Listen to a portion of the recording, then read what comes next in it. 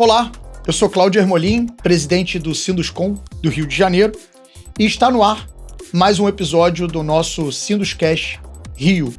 Hoje, com a ilustre presença do Isaac Elerep, presidente da Mosaic, uma empresa jovem, 30 anos, uma empresa que vem se destacando no cenário do mercado imobiliário do Rio de Janeiro, que recentemente esteve nas manchetes dos jornais, não só do Rio, do Brasil, mas também do mundo, por ter adquirido a casa mais cara do Brasil até a presente data, e a gente vai falar um pouquinho sobre esse projeto, mas uma pessoa também especial, amiga, de quem eu admiro, a quem eu admiro, respeito, porque além de um grande empresário, de um grande empreendedor, tem um lado espiritual, tem um lado religioso importante que tem aí muita influência uma coisa na outra, né? A gente sabe o quanto ele é regido por essa parte espiritual e religiosa, então pra gente é um enorme prazer. Obrigado, Isaac, por ter aceito aí o nosso convite, por estar aqui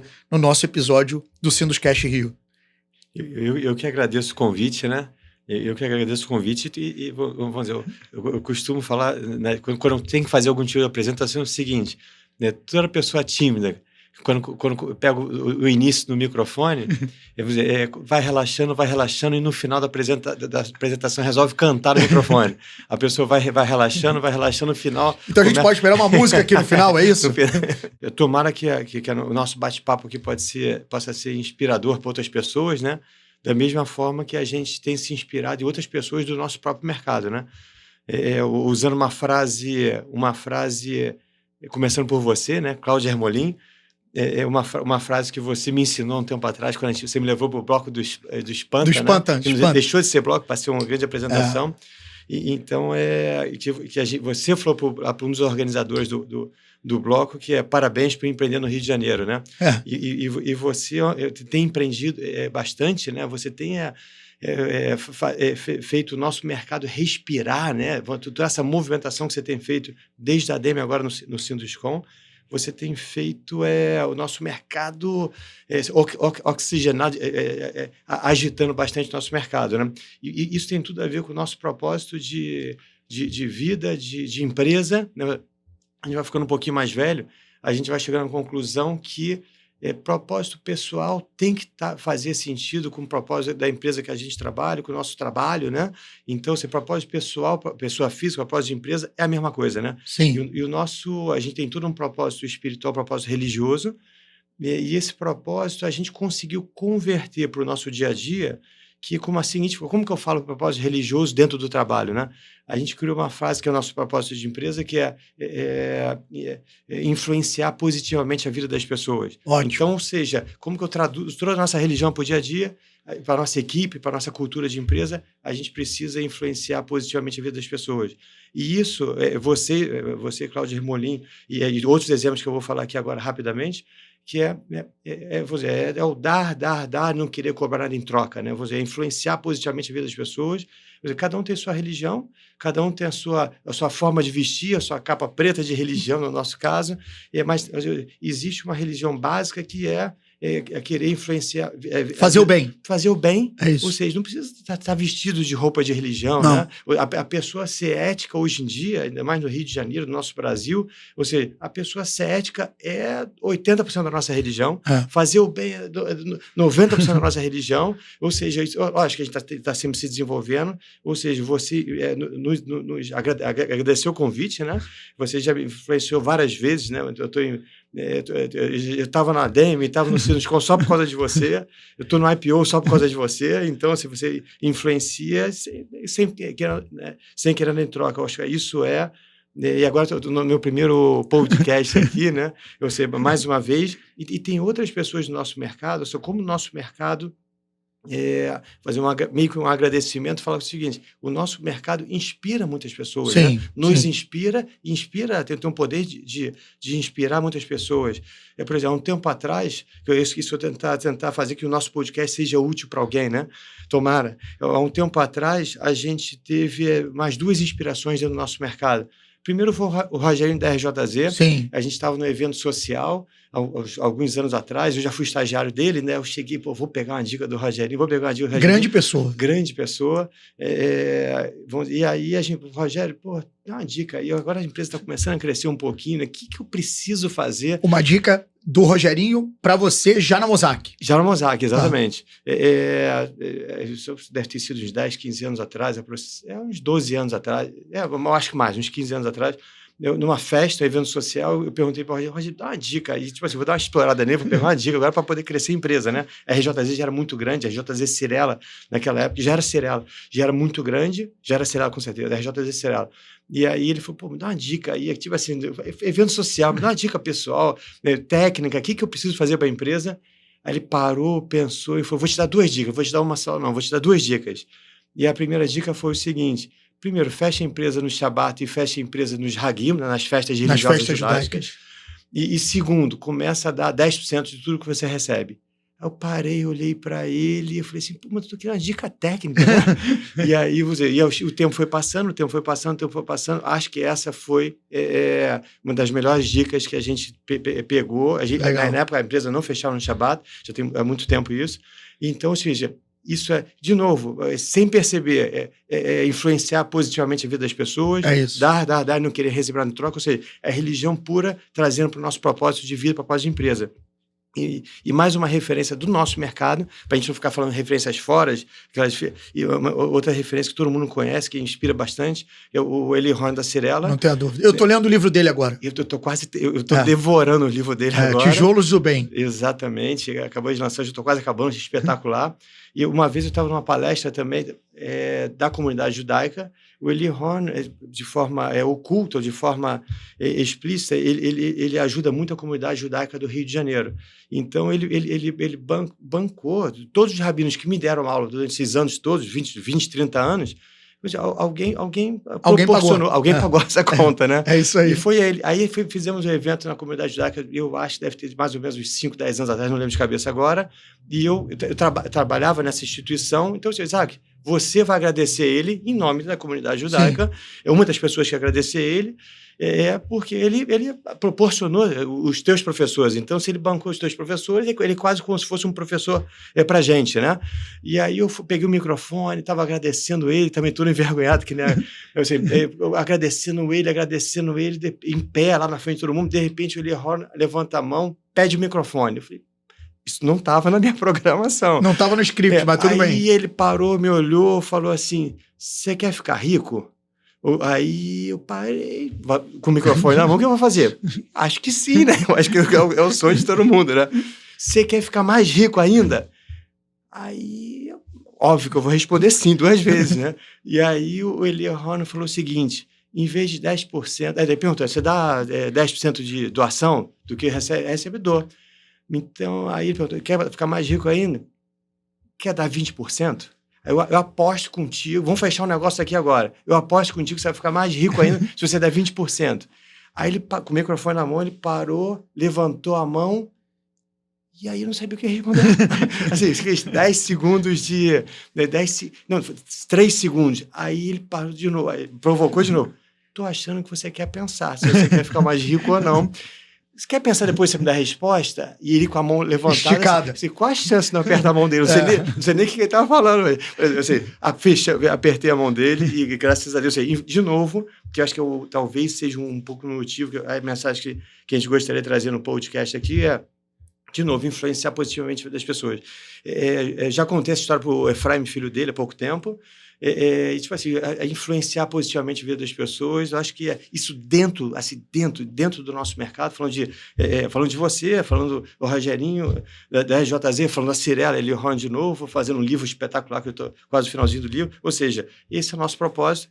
Vamos tentar, de alguma forma, influenciar que a gente positivamente. Não tenho dúvida. Das pessoas. Eu não tenho dúvida que isso já é feito e, para quem não conhece, né, e para quem não viu ainda o livro chama Tijolos do Bem. É um livro espetacular que conta a história do Eli Horn. O Eli é hoje, né, uma referência porque ele construiu a Cirela.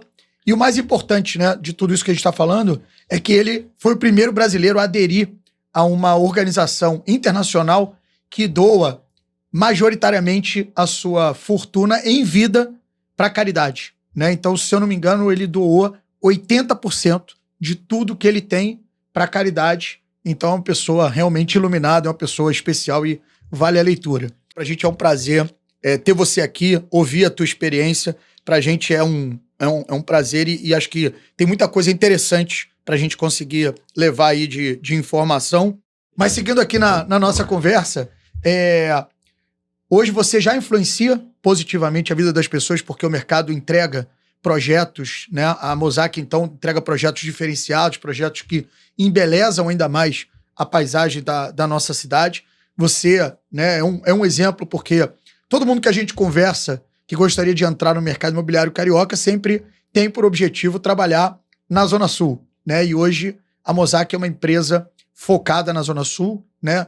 Tem projetos aí nos principais bairros da Zona Sul e boa parte desses projetos hoje são retrofits, né? São projetos de prédios que você adquiriu, está retrofitando e transformando ou em residencial ou residencial. Você acha que esse é um caminho para o mercado? Essa é a grande oportunidade da Zona Sul? Como que você vê, né, esse nicho do retrofit dentro do trabalho que a Mosaic faz de entregar empreendimentos diferenciados e de alto padrão na Zona Sul do Rio de Janeiro? A gente tem, hoje em dia, a gente tem focado basicamente só a Zona Sul do Rio, já há alguns anos isso, e cada vez bairros mais específicos da Zona Sul do Rio. E como são metrópoles já consolidadas, não tem mais terreno, né? Não tem mais terreno, tem prédios que às vezes... Você tem que fazer o terreno, né? Exatamente. Em alguns momentos a gente pode demolir um prédio para poder fazer outro, e a maior parte das vezes, acho que esse é o momento do Ipanema, Leblon, alguns bairros, Botafogo também, que os prédios não podem ser demolidos, são preservados, foram preservados há um tempo atrás, e a gente não consegue demolir para poder fazer um prédio novo. E aí, ou seja, só que a gente achou que um nicho específico que o carioca não gosta somente de samba, de diversão. O carioca também gosta de cultura, a gente foi descobrindo isso, né? E o carioca também gosta de história. Então, a gente foi fazendo o primeiro retrofit, o segundo retrofit, e isso começou a divertir bastante a nossa equipe, né? Junto com o pessoal do IRPH, que está fazendo um trabalho super bacana também, que é difícil se pegar um imóvel antigo, né? Junto com toda essa legislação IRPH, o pessoal, a equipe da IRPH motivando bastante a gente, e tornar esses imóveis novos e atraentes e interessantes, né?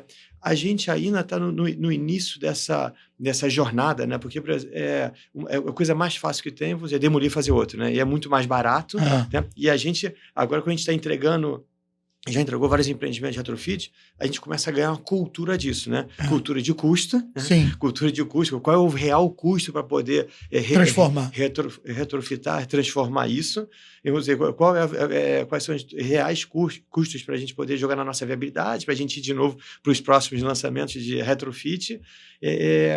Eu acho que eu costumo falar o seguinte: a gente precisa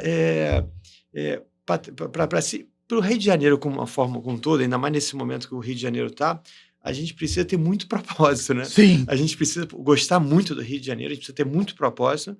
E nesse momento, se o propósito realmente for verdadeiro, eu acho que a gente vai o propósito é verdadeiro, né? A gente levanta um pouquinho o nosso alto astral e a gente ignora os detalhes do nosso... os problemas. Os nossos humildes problemas do dia a dia. Então, quando a gente faz isso, por exemplo, o nosso propósito de empresa é influenciar positivamente a vida das pessoas. Fazendo retrofit, a gente está influenciando a vida do bairro. Então, a gente tem vários retrofits que já estão prontos, né? Então, ou seja, fica interessante, influencia positivamente a vida do bairro, resultado direto. A gente percebe que os nossos clientes, coisa que a gente não tinha essa cultura, né? Pelo menos a gente achava que a gente não tinha essa cultura. Os clientes gostam de cultura, gostam de história. Então a gente gostam de estar num prédio que tem uma história, que tem um motivo de estar lá sendo preservado, né? Acho que isso... Exatamente. Então, por exemplo, não é só valorizar uma fachada que vai ficar interessante depois de pronta. a gente começa nesses novos lançamentos de retrofit, a gente valoriza a história, a cultura daquele prédio, né? Quem construiu aquele prédio, quem fez aquele prédio, Sim. E o Carioca está vendo valor nisso, é interessante. Isso diverte a nossa equipe também, eu acho que são desafios muito interessantes. E, tipo assim, para esse momento aí, ainda do Rio de Janeiro, acho que o Rio de Janeiro sempre foi assim, acho que não vamos, se a gente está aqui, existe algum motivo, Sim, né? não tem a dúvida. Não adianta vir para o Rio de Janeiro só olhar para uma viabilidade. Esse é o custo, eu vou ganhar tanto, e é isso. Assim, acho que não é isso. Tem muito mais que isso. A gente está numa indústria, a gente não está numa planilha de viabilidade, né? Botei tanto, tirei tanto, daqui a tanto tempo está resolvido. Mas viabilidade dinâmica, estável, isso não é mercado imobiliário. Sim. Né? Isso é uma das ferramentas do mercado imobiliário. A gente costuma falar o seguinte: quando a gente vende para um cliente hoje, a gente continua minimamente se relacionando com esse cliente durante 10 anos. É isso. Então, nosso ciclo é muito longo. É muito longo. Então, tipo assim, a gente está sempre reclamando, a verdade é essa. A gente precisa ter propósito, e o propósito diverte a gente e a gente a gente consegue olhar para mais para longo prazo. Acho que essa é a solução. E esse caminho, você entende que é um caminho para resolver, por exemplo, a escassez de terreno nesses principais pontos da cidade, né? Como você falou, a cidade consolidada, a gente tem uma característica geográfica da cidade do Rio de Janeiro, que está, né, principalmente a Zona Sul ali, está imprensada entre o mar, a lagoa, a montanha. Então, se você não tem como construir terreno, né? O que existe de terreno existe, né? A gente não vai ter a possibilidade, por exemplo, de aterrar, né, nem o mar, nem a lagoa para ter novos terrenos. Acho que o retrofit é, sim, um caminho e também preserva a história de uma cidade que já foi capital federal, foi a cidade que abrigou a família real portuguesa, né, quando chegou ao Brasil. Então tem muita história, né, tem muita coisa interessante aí, como prédios, né, antigas construções na cidade do Rio de Janeiro. Esses prédios, quanto mais antigos e totalmente descaracterizados, né, por causa do tempo, ar-condicionados na fachada, entendeu? Um montão de influência que não é da arquitetura original.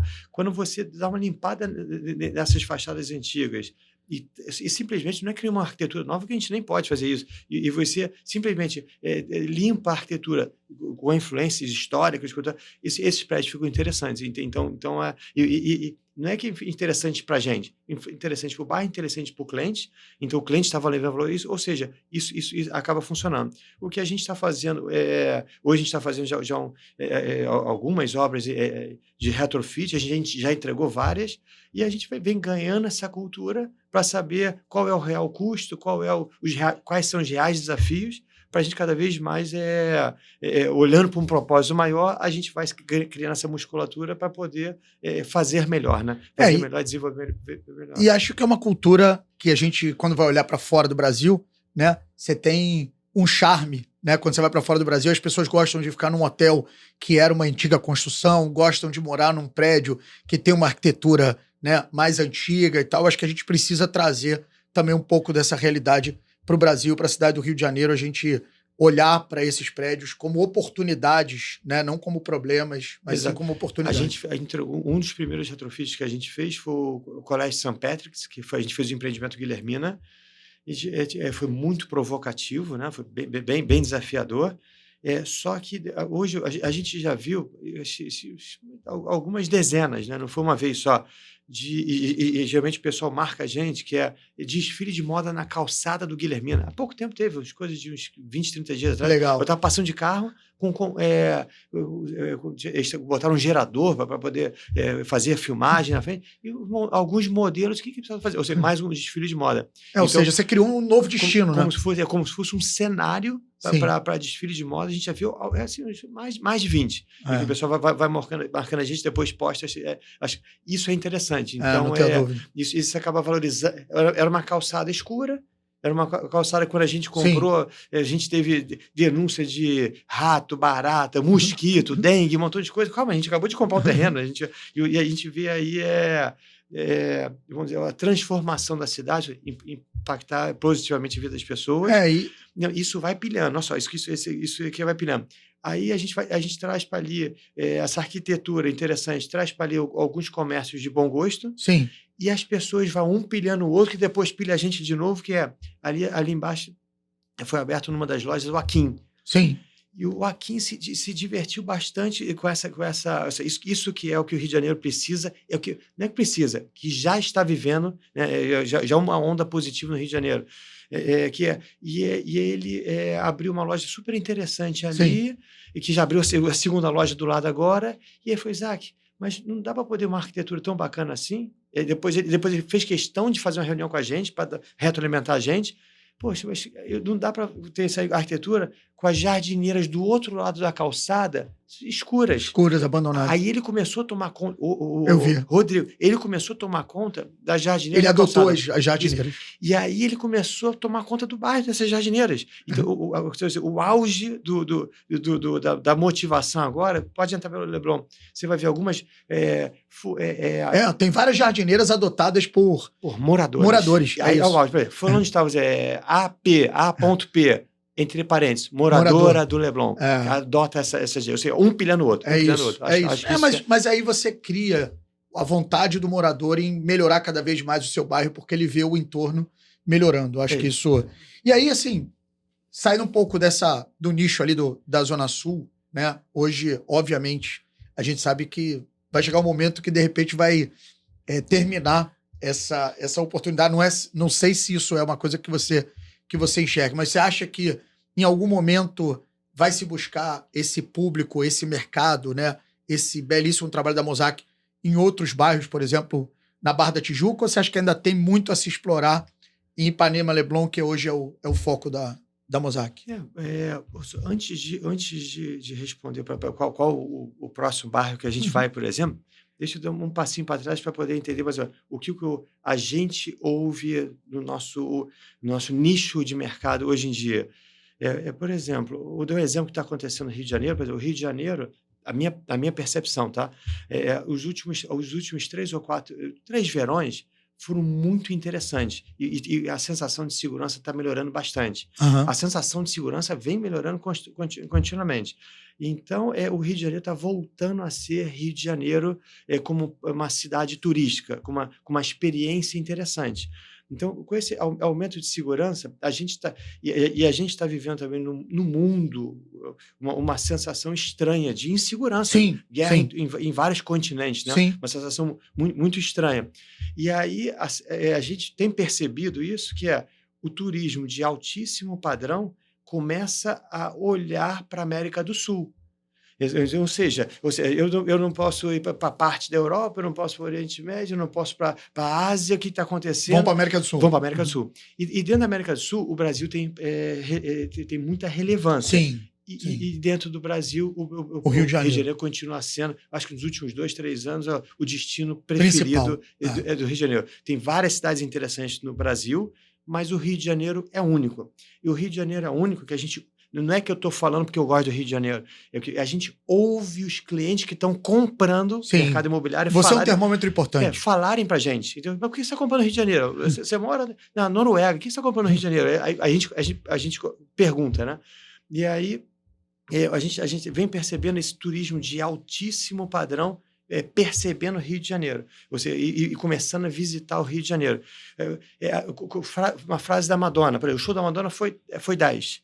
O que foi 10? 2 milhões de pessoas? Sim, não é o nosso nicho de mercado. Sim. Mas calma, frase da Madonna.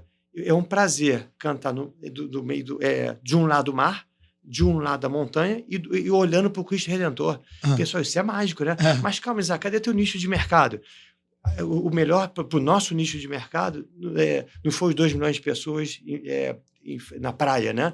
Por exemplo, o nosso nicho de mercado, falado para outro cliente nosso, estava na Marina da Glória. Olha a movimentação do Rio de Janeiro. A Marina da Glória parece que estava um movimento intenso de barcos saindo para assistir o show pelo mar. Pelo mar. Que parece, não sei se foi a melhor experiência por causa de som, sonorização, não sei avaliar isso. Mas, por exemplo, parece, olha o turismo de alto padrão vindo assistir o show da Madonna de barco. Olha que programa interessante. Você tem para todo mundo. Movimenta a cidade como um todo. É isso. Então, e quando a gente vem para vários eventos na cidade, não é só isso, não é só o show da Madonna que teve, está tendo constantemente várias ativações na cidade, Aí a gente vem para esse turismo, né? Vai uma movimentação do turismo, a gente vem para esse turismo de alto padrão, que é o nosso nicho de mercado, e a gente vai mais do que isso, melhorando também o astral do carioca. Claro. Ou seja, esse autoestima do carioca vem melhorando. E automaticamente, esse turismo de alto padrão também compra imóveis, e o próprio carioca também compra mais imóveis e começa a acreditar na cidade. Sim, entra num ciclo virtuoso, né? Mais um exemplo que é Rio de Janeiro, desculpa. Não, a palavra é tua, você é o convidado. Não, eu acho que esse é o nicho que a gente atua. Por exemplo, a nossa geração adora Bali, na Indonésia. Só que a gente nunca foi para Bali na Indonésia. A nossa geração fumou cigarro de Bali, a nossa geração usava canga de Bali, roupa de Bali, agora está na moda decoração de Bali, os grandes arquitetos. E a maioria nunca foi a Bali. E a gente nunca foi para Bali. Então, ou seja, o que é Bali? A gente nunca foi a Bali. Então, ou seja, é uma referência de bom gosto. Então, ou seja, melhor que o Rio de Janeiro é o carioca. Então, ou seja, a gente fala de carioca. Quantos tipos de música conhecidos mundialmente foram criados aqui no Rio de Janeiro? A cultura carioca é muito forte. O tipo de música, bossa nova, samba, pagode, funk, é um estilo de música interessantíssimo. Ou seja, tem vários estilos de música. A arquitetura carioca, dos grandes arquitetos brasileiros, um grande percentual vem do Rio de Janeiro, nasceu no Rio de Janeiro. Sim. Ou seja, televisão, vídeo, ou seja, mais interessante que o Rio de Janeiro talvez seja o próprio carioca. Não, e esse lifestyle carioca, outro dia eu estava no Leblon, foi sexta-feira à noite, estava andando pelas ruas do Leblon, e tipo assim, tem um barzinho, nada, tinha um barzinho, que agora permitiu, botou umas mesinhas na calçada, estava rolando um show de pagode, porque aquilo não é um pagode entre amigos, é um show, virou um show. Eu parei, fiquei olhando para aquilo, isso é Rio de Janeiro. Isso aí. Isso não existe em lugar nenhum do mundo. Tipo assim, eu parei, fiquei olhando. Espontaneidade do carioca, né? Você sentou na calçada, provavelmente era um grupo de amigos, aquilo não era um grupo de amigos cantando, aquilo é um show. Qualquer parte do mundo ia chamar aquilo de show, né? Então, isso é Rio de Janeiro. E esse ponto aí que você falou, né, para quem não sabe também, existe hoje uma informação de que a cidade do Rio de Janeiro é a maior...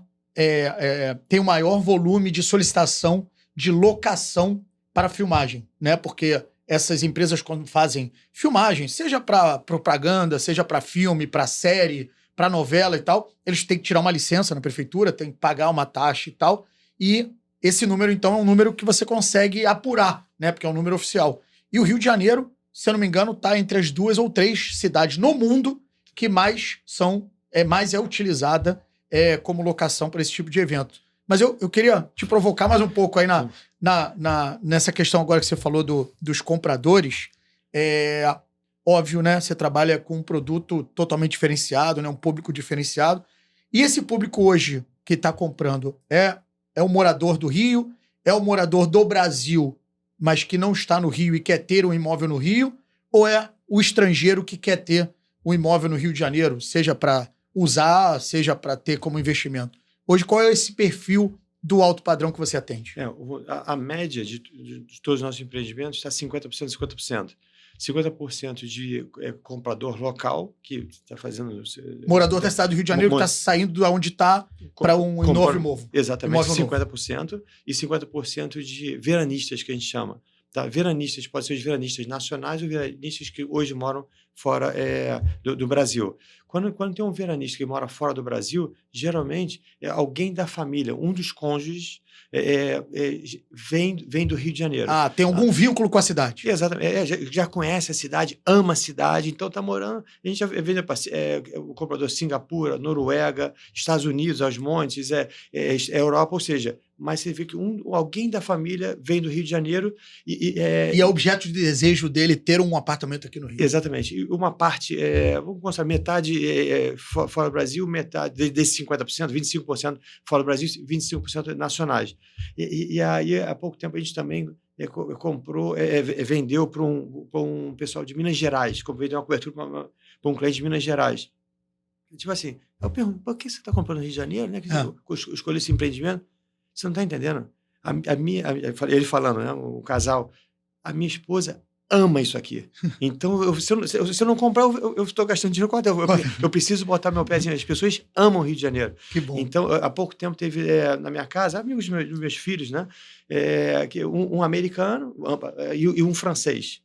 Aí é que vocês estão gostando do Rio de Janeiro. Aí você não tem noção. Garotada de 20 e poucos anos, né? Que moram bem nos Estados Unidos. O americano que mora bem nos Estados Unidos, morava em Los Angeles, a família mora em Miami. Ele parou, olhou para mim, isso aqui é o melhor lugar do mundo. Então, tipo assim, ele mora em Miami. A família mora em Miami, né? Então, a gente quer estar lá e ele quer estar aqui. Exatamente. Né? A gente reclamando aqui. E o francês falou... Isso aqui, eu falando lifestyle, eu chego na praia, todo mundo tá conversando comigo, vira amigo todo mundo na praia. Coisa que lá não existe mas o melhor do Rio de Janeiro é o carioca, né? Não tenho dúvida. Então, existe isso, respondendo a tua pergunta, por exemplo, existe isso do veranista, né? Eu acho que existe por alguns motivos. Um dos motivos que a gente acha que o Rio de Janeiro está muito barato em relação ao Brasil e está muito em relação em mundo, nem se compara. Sim. Em relação ao mundo, o câmbio está bem favorável agora. Sim. Tá? Existiu uma inflação lá fora, Estados Unidos e Europa. Existiu uma inflação considerável. Então, lá com o valor que eles compram imóvel, 100 mil euros aqui no Rio de Janeiro, que começa a comprar um imóvel em Botafogo, por exemplo, é um empreendimento que a gente fez, lá não compra nada. Eu compro um carro. Então, lá teve uma inflação. Sim. Então, o euro é favorável para a gente, está bem favorável nesse momento. E existe uma outra questão nacional que foi, nos últimos 2 anos, a gente teve nos últimos 4, 5 anos, a gente teve uma inflação altíssima, 40%, 50%. Essa é a inflação oficial. Sim. Tem a inflação que a gente que de mercado, de nicho de mercado, que a gente às vezes não pega pela inflação. A gente teve um aumento do custo de construção muito alto. Né? E até em alguns momentos assim, mais alto do que o próprio índice, porque é uma coisa mais de nicho que a inflação geral não consegue pegar. Os índices gerais não conseguem pegar, e aí todas as capitais do Brasil, com exceção de Rio de Janeiro e Salvador, né, 23 e 24, não aumentaram de preço.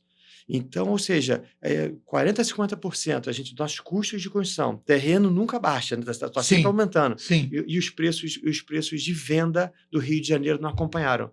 Então ficou barato.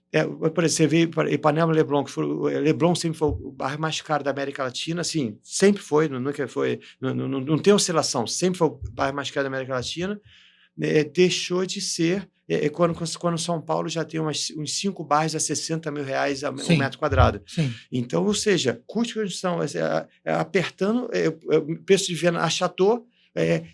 O Rio de Janeiro está 100% barato agora, e aí a gente está vendo agora no início de 2024, provavelmente esse movimento vem primeiro para Ipanema e Leblon, né? A gente já vê, obrigatoriamente, a gente não nem aumentar preço, a gente está corrigindo, forçando o mercado para corrigir esse preço.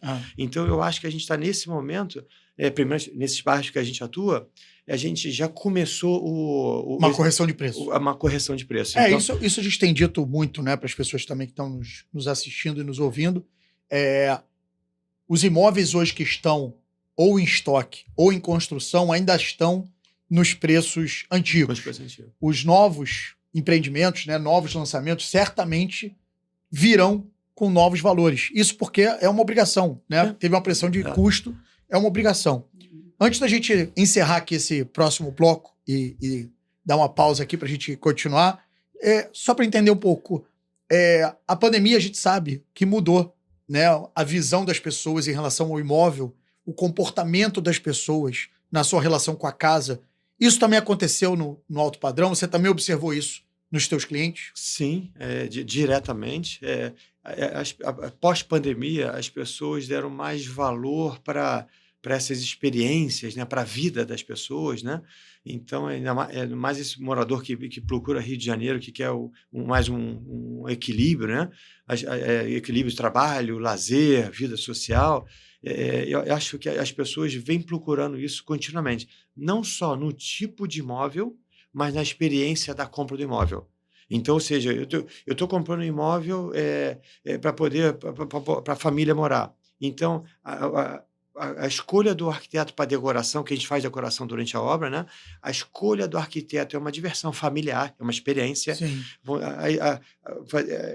A personalização desse imóvel durante a obra é a segunda experiência. O recebimento do imóvel vai ser uma outra experiência. Então, ou seja, não só o tipo de imóvel, as características do produto desse imóvel, mas a experiência... Mas ele vivenciar todas essas etapas. Eu acho que isso passou a ser uma diversão do nosso cliente de altíssimo padrão.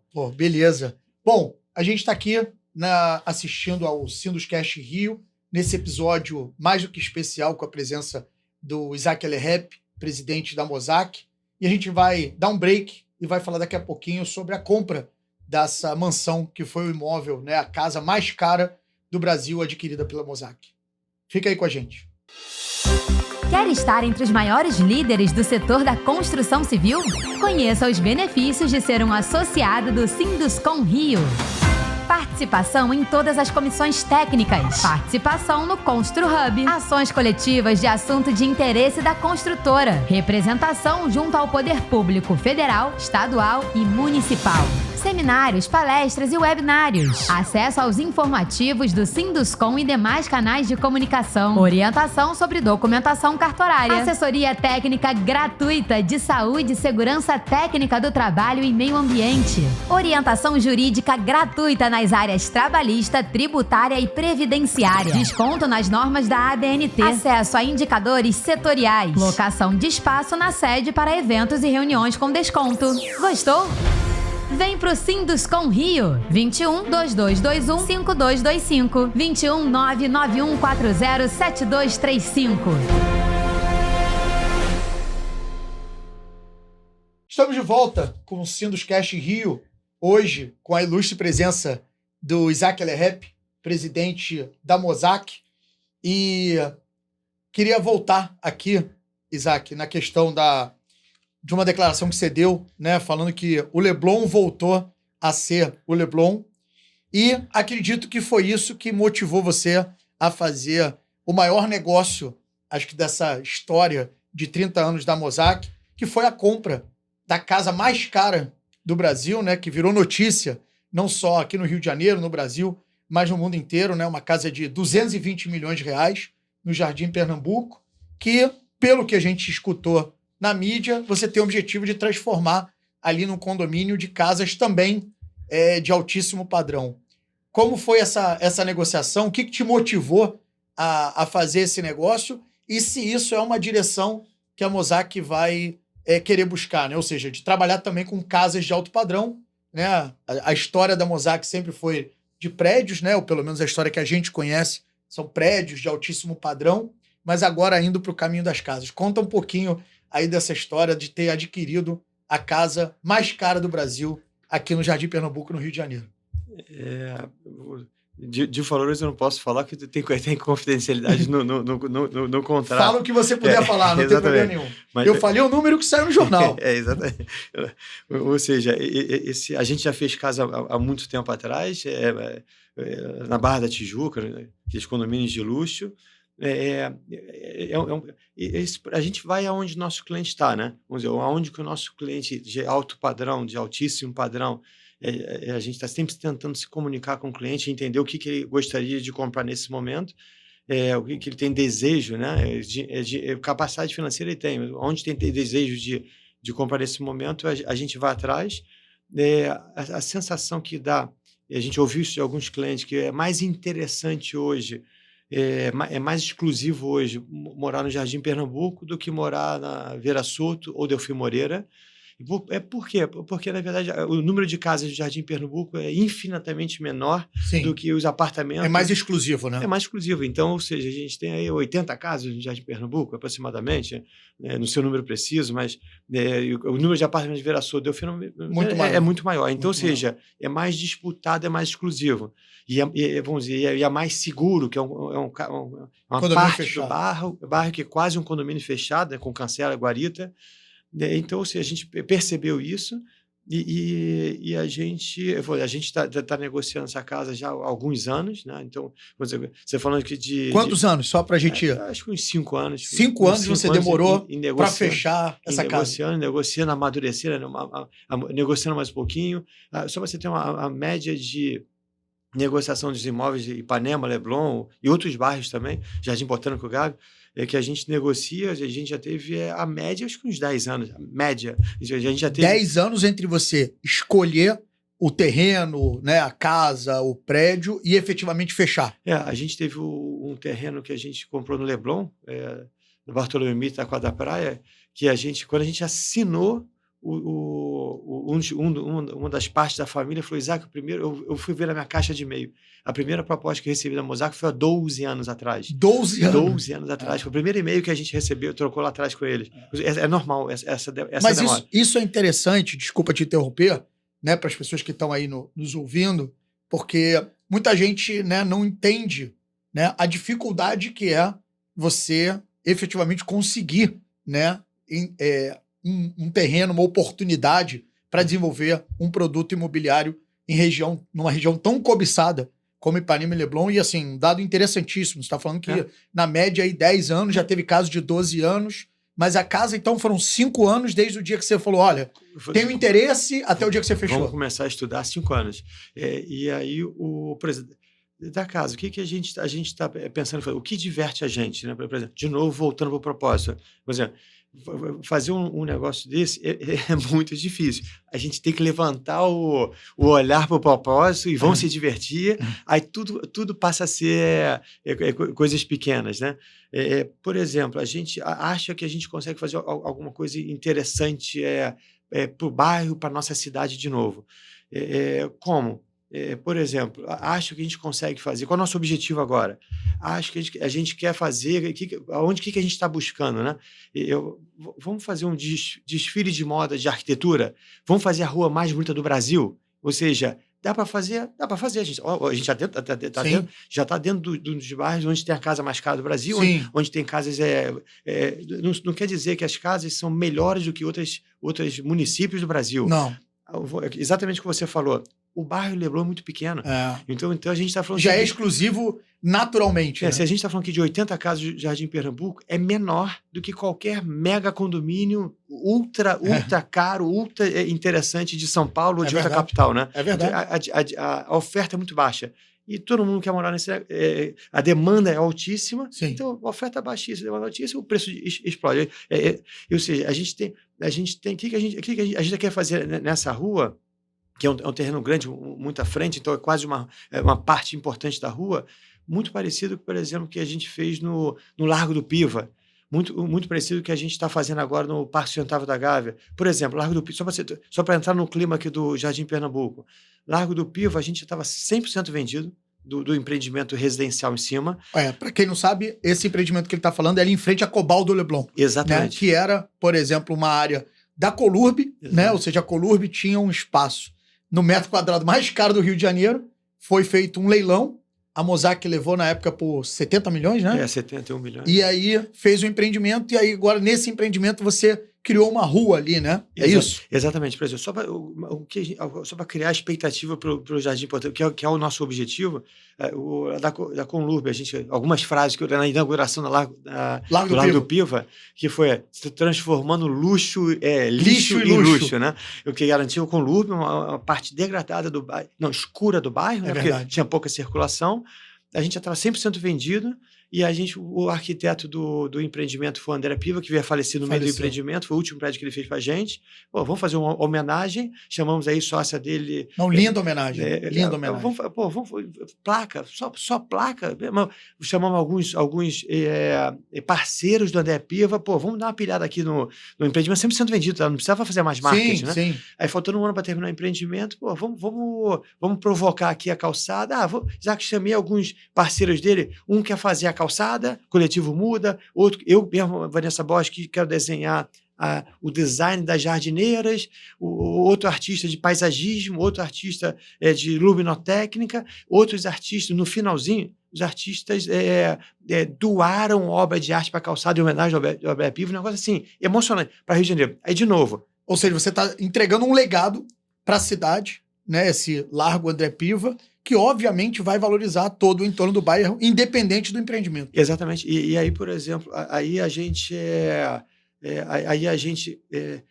a prefeitura chamou a gente depois, mas já estava tudo praticamente pronto. O subprefeito, Flávio Vale, o que vocês estão precisando de ajuda, alguma coisa assim? Não, eu vou te mostrar o projeto. Mostrei o projeto, ele emocionou. Posso te fazer um pedido? Posso mostrar para o prefeito? Foi óbvio, ele é o dono da cidade, né? Eu tive uma reunião com o Eduardo Paes. sem exagero, Eduardo Páscoa, da forma empreendedora dele, parou, olhou, emocionou. Ou seja, isso é bacana para a cidade. Sim. E é interessante a gente ver, não é na nossa profissão, todo mundo de todas as suas profissões, né, motivando e empreendendo no Rio de Janeiro. Aqui vocês precisam de ajuda, o prefeito perguntou, graças a Deus nada, mas eu quero participar de alguma forma, preciso homenagear essa parte da cidade. E aí ele falou o seguinte, vou criar o Largo do Piva, e criou o Largo do Piva, foi emocionante lá na hora. Ou seja, um pilhando o outro. Então, ou seja, ali o Largo do Piva, a gente gostou tanto depois da entrega, que eu acho que a sede da Mosaic vai ser para um dos espaços lá. Opa! Então, ou seja, vai ser que a gente já está fazendo um projeto. Ou seja, interessante isso. E a mesma coisa a gente está fazendo no Parque Sustentável da Gávea, que é um empreendimento grande, né? O Parque Sustentável também, só para todo mundo saber, é um terreno na Marquês São Vicente, que era uma área abandonada, tinha um esqueleto lá. Desde 1980. Exatamente, era, sei lá, cerca de 30 anos que o esqueleto estava lá, 30, 40 anos que o esqueleto estava lá, e a Mosaic está desenvolvendo esse Parque Sustentável da Gávea, que tem o nome, inclusive, é porque tem um parque que vai ser público, né? Vai ser aberto ao público. Aberto ao público, a parceria privada pública, né? Sim. Ou seja, e aí o que a gente resolveu lá? Para a gente de novo pilhar o Rio de Janeiro, levando a parte cultural do Rio de Janeiro. Vamos fazer uma coisa diferente. Poderia chamar os melhores arquitetos do mundo para poder fazer aquele projeto. Falei, calma, a gente é carioca, a gente é Rio de Janeiro. O que a gente fez? A gente fez uma curadoria de jovens arquitetos, escritórios de arquitetura, jovens arquitetos cariocas, na faixa de 30 anos. Ou seja, a gente tem 8 partes, 8 bloquinhos de parede. Ou seja, e a gente faz cada um um jovem arquiteto carioca. Pô, que legal. Assim, vamos dizer, é emocionante, é cultural, é carioca. E, tipo assim, imagina você andar no parque depois, né? Vai ter toda a parte Alameda, Mirante, praça na frente, trilha lá nos fundos. E, ó, esse aqui foi um jovem arquiteto, esse aqui foi um jovem arquiteto. É quase um desfile de um parque com obras de arte. Uma vitrine para esses jovens arquitetos. Somente de jovens cariocas. E essa é um pouco da ideia do que você quer fazer lá no Jardim Pernambuco. Exatamente. O intuito é a gente tentar assim, subir mais um pouquinho a régua e pilhar a nossa cidade. Por exemplo, a gente tem casas maravilhosas sendo feitas pelo Brasil todo. Cadê o Rio de Janeiro? Cadê essa nossa parte cultural? E a gente está conversando com vários arquitetos interessantes aí, e o intuito é fazer uma coisa um pouquinho diferente. Por exemplo, o nosso cliente, esse nível de cliente, eu vou dizer, às vezes é tão bom quanto o próprio arquiteto. E sabe exatamente o que ele quer. Então, o que a gente vai tentar fazer um malabarismo, que é bem difícil esse malabarismo? É convidar os clientes que querem se divertir, convidar os arquitetos que podem agregar essa arquitetura, a malabarismo de juntar os dois. Fazer um projeto colaborativo. Uma cocriação da arquitetura, porque esse nível de cliente... Imagina, você ter a possibilidade de cocriar a arquitetura da sua própria casa, né? E junto com arquitetos tops, né? Então, por exemplo, esse cliente, a gente já conversou com alguns clientes, que a gente ele sabe exatamente como é o projeto dele. Só que ele, às vezes, não é arquiteto. Então ele precisa de um mega arquiteto... Para colocar no papel. Para divertir ele. Entendi. E a experiência começa... tipo assim, coisas que a gente fazia antigamente, né? Eu quero lá ver o terreno. Antigamente, hoje, o mercado imobiliário é o seguinte, compra no book, na planta, manda pro WhatsApp. Não, calma. Eu quero ir lá. A gente continua a ser ser humano. Coisa que a gente fazia antigamente, sei lá, em Teresópolis, eu quero lá ver o terreno. Mas quero sentir a atmosfera do lugar, né? Isso é a tal da experiência, que esse cliente de altíssimo padrão, ele já mora bem. O comprador de uma casa dessa, ele já mora bem em algum lugar, né? Então, ele já tem uma casa boa. Sim, o problema dele essa experiência. É uma satisfação para ele. Né? Ele quer essa experiência, essa diversão, eu acho, essa diversão. Eu conversei com outro cliente que já está assediando a gente para essas casas de Pernambuco. Falou assim, sabe, da minha família, ele falou da família dele, ele falou o seguinte, de 10 em 10 anos, eu crio esse up de diversão familiar. Então, a gente troca de casa, ou a gente compra uma casa fora do Rio, para que tiver 10 anos. Opa, acho que chegou a hora da gente dar mais um up. Então, aí já começa uma cocriação dele com a esposa, como é que vai ser a casa, como é que vai ser isso. E uma mobilização da família toda. Passa a ser a diversão. Tem uma ideia interessante que eu não tinha pensado. É legal. Não, e eu acho que o interessante, né, esses exemplos aqui que você deu, são exemplos de projetos que eles são muito além de um simples projeto imobiliário, né? São projetos que transformam a realidade da cidade, mudam aquele bairro, mudam aquela rua, mudam a dinâmica, né? Então as pessoas às vezes não conseguem tangibilizar isso, mas um empreendimento, né, com essas características, ele tem um impacto que influencia positivamente todo o entorno. Mesmo aquela pessoa que não está no empreendimento, né, se mora ali perto, mora naquele bairro, mora naquela rua, vai ser impactado positivamente. A Mosaic tem apostado também nessa parte da sustentabilidade em projetos com energia renovável, né? Ou seja, fazendo 100% dos seus projetos com energia renovável. Qual é o peso dessa decisão, né, voltada para a sustentabilidade nessa valorização do imóvel, né? As pessoas hoje, elas buscam isso no imóvel, elas procuram por isso, elas perguntam por isso. Qual a motivação da Mosaic em fazer esse tipo de linha, né? Ou seja, seguir em todos os projetos com energia 100% renovável. Isso para mim está ligado ao nosso propósito, que é influenciar positivamente a vida das pessoas, né? Não dá para poder pensar em pessoas sem pensar no meio ambiente que as pessoas vivem, né? Então, isso hoje em dia já é uma, né, obrigação constante, porque é um desenvolvimento contínuo, e é um desenvolvimento contínuo que a gente vai continuar se desenvolvendo eternamente, né? Então, eternamente a gente vai estar buscando aí se aprimorar no nosso entorno que a gente atua, né? A gente tem três categorias, tá? Primeiro, vamos dizer, a sustentabilidade dentro dos projetos que a gente faz, tá, né? Durante a execução da obra, tá? E pós-entrega, ou seja, pós-entrega de como que a gente... No funcionamento do próprio condomínio. Do futuro próprio. Então, a gente tem 3 focos de desenvolvimento de meio ambiente, tá? De sustentabilidade. Então, durante a execução da obra, no projeto em si e no funcionamento do empreendimento depois de pronto. Exatamente. Ou seja, é uma exigência, é uma necessidade, vamos dizer, é uma influência positiva na vida das pessoas, não só para os nossos clientes moradores, para a própria equipe, né? Vou dizer, a nossa equipe bem jovem, quer dizer, respira isso, sim, né? Então, a gente tem várias influências, né? Influência não só de energia, mas também, por exemplo, a gente tem feito várias fachadas com vegetação, né, nas próprias fachadas. Você diminuir um pouco o calor de dentro da unidade para você melhorar. Só benefícios. E ainda traz uma beleza, né? Traz uma... Está na moda na arquitetura, né? Linguagem dos arquitetos, que é biofilia. Que o ser humano, de forma inconsciente, ele de forma inconsciente mesmo, ele necessita, né, do verde, ele necessita dos materiais naturais. Então, se a gente está numa decoração até interna dos apartamentos, das unidades, as pessoas gostam de usar madeira e não percebem, porque isso acalma. E gostam de usar bastante verde, bastante luz natural. Então, ou seja, o meio ambiente a gente é tão amplo que a gente dividiu em 3 vertentes para conseguir desenvolver as 3 ao mesmo tempo. E isso hoje é uma demanda do cliente, né? Ou seja, o cliente ele quer entender o que você está fazendo em termos de sustentabilidade, até antes de fazer o investimento de comprar o imóvel. Exatamente. Ele quer participar de projetos que estão vinculados a essa sustentabilidade. Ou seja, ele já entra perguntando. Entendi. Ele já pega fachada bacana, interessante, não sei o quê, mas o que esse prédio tem de impacto, vai ter sustentabilidade? Isso é interessante isso, né? Porque, por exemplo, uma coisa é a gente fazer...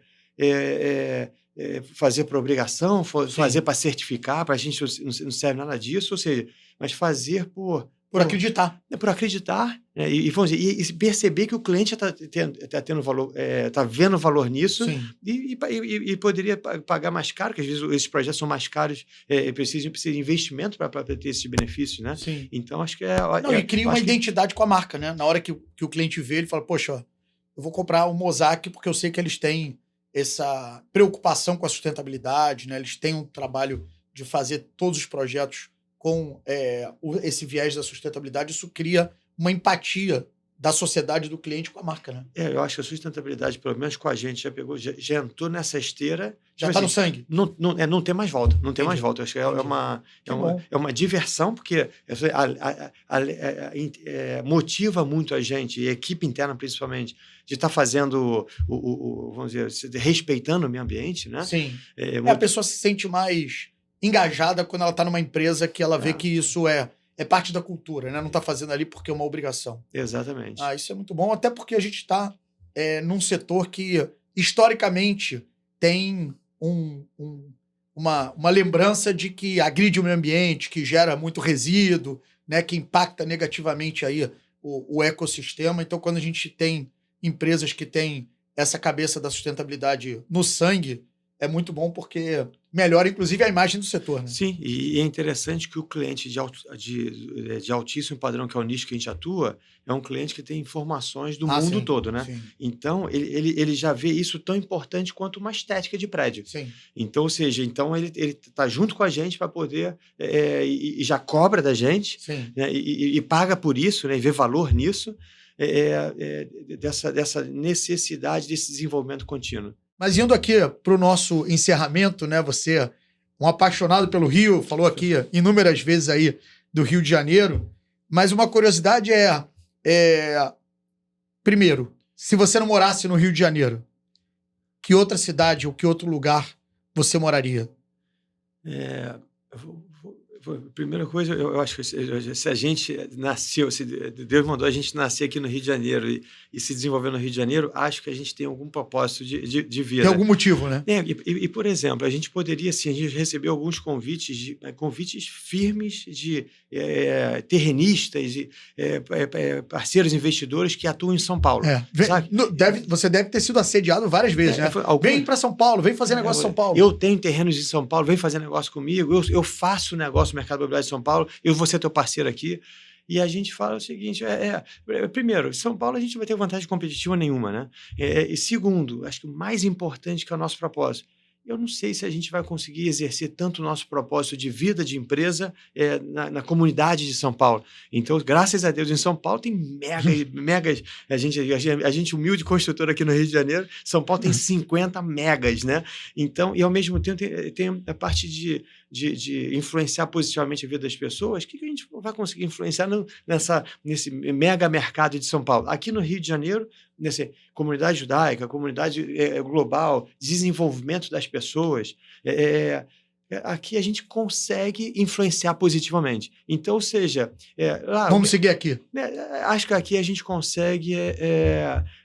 aqui a gente consegue exercer a nossa religião, exercer nosso propósito de empresa, influenciar positivamente a vida das pessoas, do bairro e principalmente da nossa equipe. Então, a gente consegue, por exemplo, fazer o bem. Não é só fazer cheque, nem existe mais cheque, agora é Pix. Não é só fazer Pix.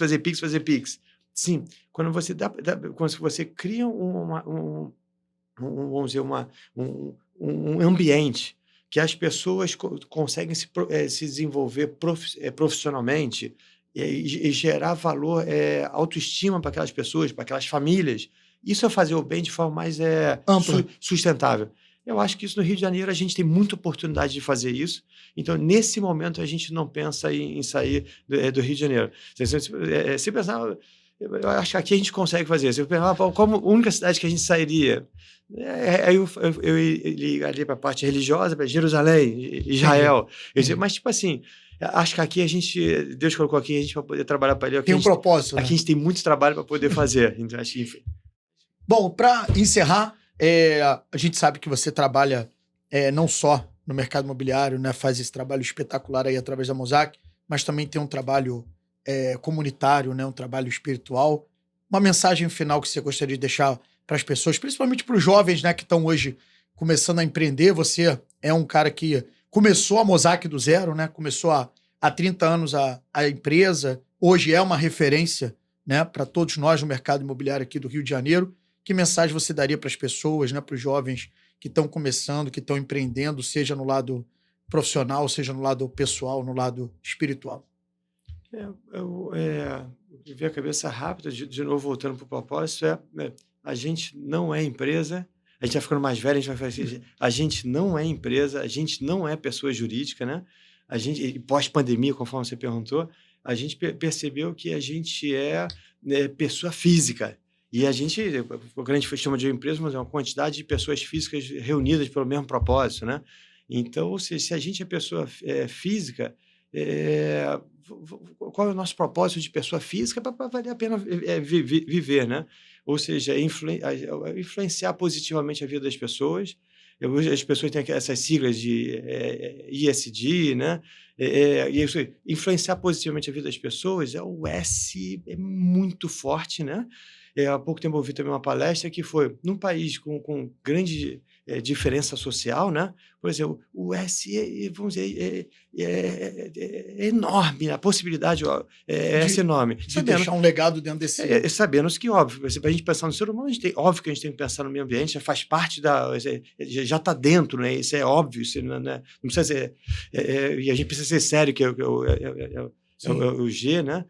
Mas, tipo assim, influenciar positivamente a vida das pessoas, que isso passa a ser uma religião que atinge a todas as ótimas religiões que tem no mundo, né? E aquele negócio, o mundo está louco hoje em dia, não vamos reclamar do mundo, é ruim, mas é bom, é oportunidade para a gente fazer, vamos vencer essas guerras todas, todo mundo aí, fazendo bem, né? Então, vamos fazer a nossa parte, né? O percentual de loucos no mundo é muito baixo, esses caras estão fazendo muito barulho, né? Então, ou seja, cadê os 90%, 95% que são do bem? Que são do bem, pô, vamos botar a cara, vamos botar a cara e vamos vencer essa loucura fazendo bem, né?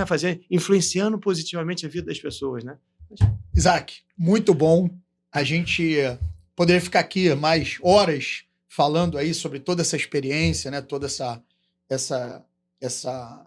essas dicas, né? De vida, profissionais, né? Toda a história aí sua, da sua família, da Mosaic.